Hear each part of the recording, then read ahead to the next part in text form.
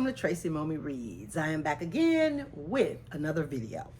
Today, I'm going to be talking about the book, The Swimmer by Loreth Anne White. The Swimmer. I think this is like maybe my second book by her. I can't remember.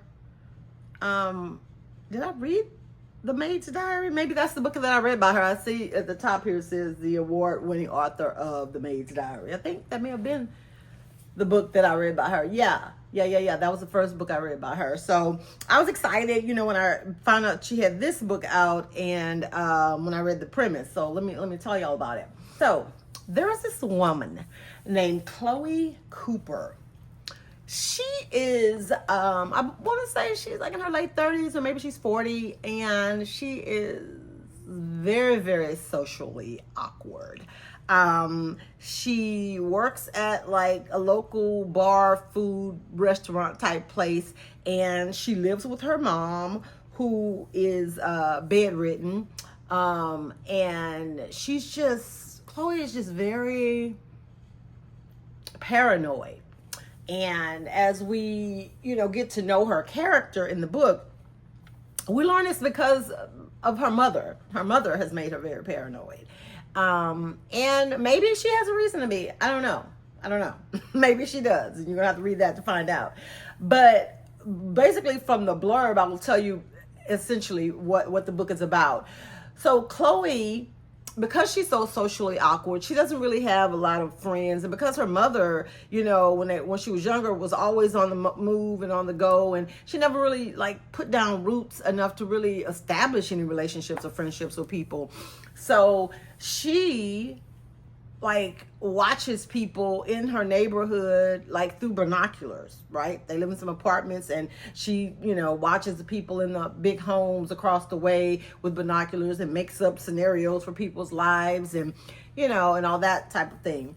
So she has just become totally fascinated with a new couple that has moved in. They've redone a house and made it some big glass monstrosity there in their little small town. And Chloe has just been, trying to figure out what their deal is, coming up with all kind of scenarios in her head, like she knows the people.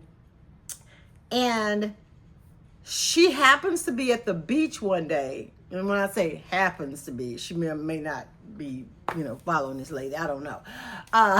But she happens to be at the beach one day, and she sees this woman who goes out for a swim every day, that lives in the glass house that she's been watching. She sees her get hit by a jet ski. And because she has seen things between the man and the woman that live in the house, she's just convinced the man did it. It turns out that's, it's her husband. It's a married couple. So, but here's the catch.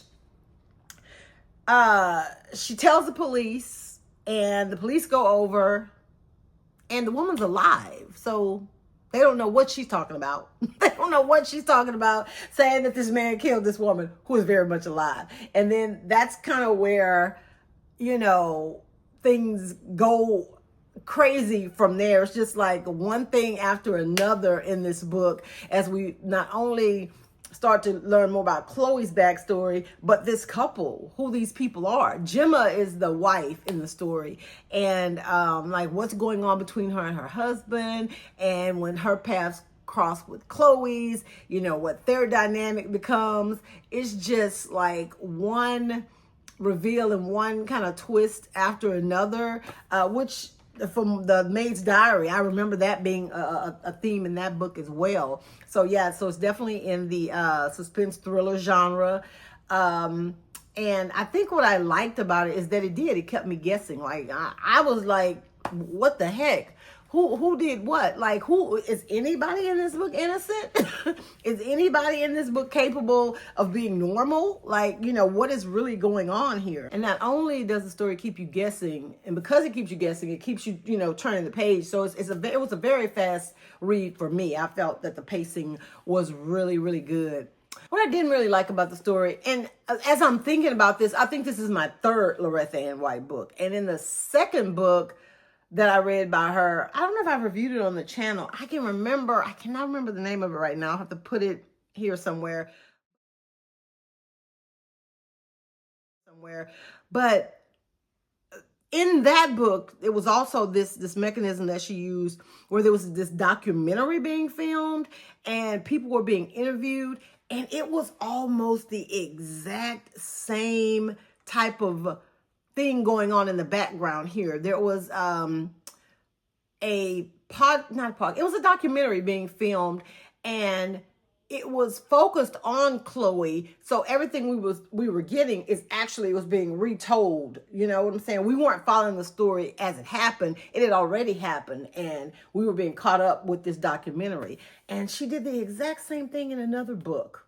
And so I was like, okay, you could do that once, but is that going to be your thing now? Like, don't do that in every book. I don't know that I like that, that part of it.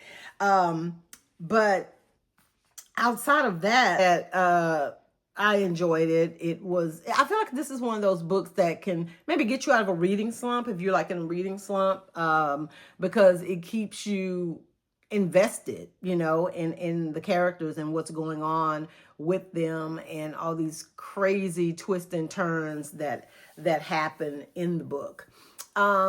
As far as trigger warnings, I mean, there's murders.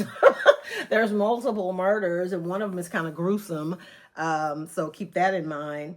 I think that the overarching message, and I think that this applies mostly to Chloe's mother, when people have behaviors or they do things that you just think they're just a little loony, like they don't, they hate their child, or they should never became a mom, or this and that. You just really never know somebody's story. Okay? I feel like all human behavior, outside of someone who has been medically or clinically diagnosed to have some type of mental impairment, outside of that, the way that people move, the way that when I say move, I mean through life, the way that they move, the way that they interact with people, I feel like everybody is coming from a place of their experience. And a lot of people, they have very good reason for the way that they behave, for their behavior. Whether it's something that stem from childhood, adulthood, things that happen to them that nobody even knows about.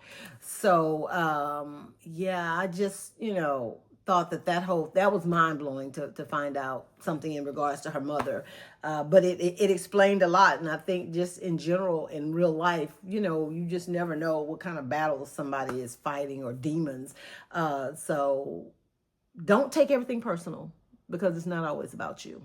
I'm going to leave that there.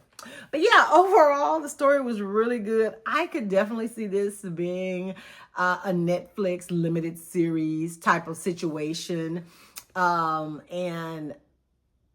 guess because she's fresh on my mind. I mean, I like her anyway as an actress, but I think she's fresh on my mind because we saw a movie with her not too long ago. But Gemma, I just really feel like that's a Toni Collette role.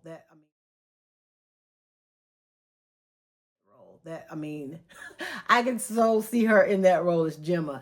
As far as Chloe, I don't know who I would cast in that role. I'm trying to think of actress that's like, mid to late 30s that comes across like she can play a good socially awkward character. I don't know. I'm gonna have to think about that one. Maybe I'll do a cutaway here if I think about it more after the video. Anyway, if you have read The Swimmer, I would love to know your thoughts after twist and reveal after reveal kept happening.